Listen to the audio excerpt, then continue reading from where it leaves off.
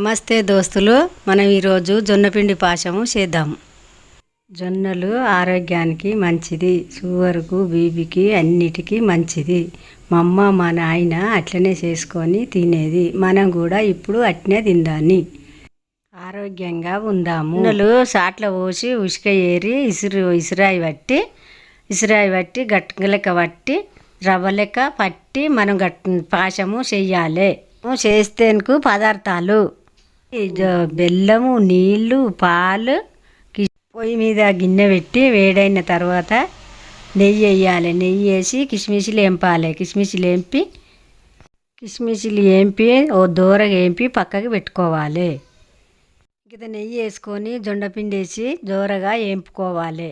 జొన్నపిండి మంచిగా వేయించిన తర్వాత మంచి వాసన వస్తుంది.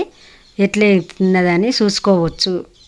జొన్నపిండి వేగిన తర్వాత నీళ్లు పోసి 5 నిమిషాలు ఉడకబెట్టాలి. నీళ్లు పోసిన తర్వాత ఉండగట్టకుండా కలుపుతుండాలి. 5 నిమిషాలు ఉడకబెట్టాలి. ఇది పొయ్యి మీద ఉడుకుతుండగా పక్కకు ఇలాచీల పొడి దంచుకుండాలి. ఇలాచీలు దంచి పొడి పక్కకు పెట్టుకోవాలి. ఇది ఉన్న జొన్నపిండిని 2-3 సార్లు కలుపుతుండాలి. అందులో బెల్లం వేసుకొని 5 నిమిషాలు ఉడకబెట్టాలి.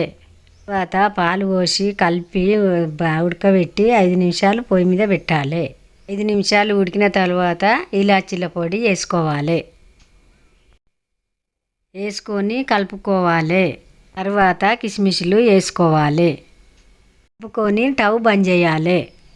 జొన్నపిండి పాయసము తయారయ్యింది. మన తిననీకి రెడీ అయింది. ఓ గిన్నెలో పోసుకోవాలి. తిని ఎలాగుందో చెప్తా. పాయసము మా అమ్మ మా నాయన చేసి పెట్టింది. ఇట్లా జొన్నపిండి పాయసము చేసిన తిని చెప్పయ్యా ఎట్లుందో. ఎట్లుంది ఆయన అమ్మ చేసిన జొన్నపిండి పాయసం? సూపర్ ఉందా? అప్పుడు మీ అమ్మ ఇట్నే చేసి పెట్టిందా నీకు కూడా? సూపర్ ఉంది. అప్పట్లెక్కనే ఉంది. ఏమైనా చెప్పాలనుకున్నాను. బాగుంది. వెనకటి రోజుల్లో జొన్నపిండి పాయసం చేసుకొని తినేది. ఇప్పుడు మా భార్య చేసింది. బాగుంది.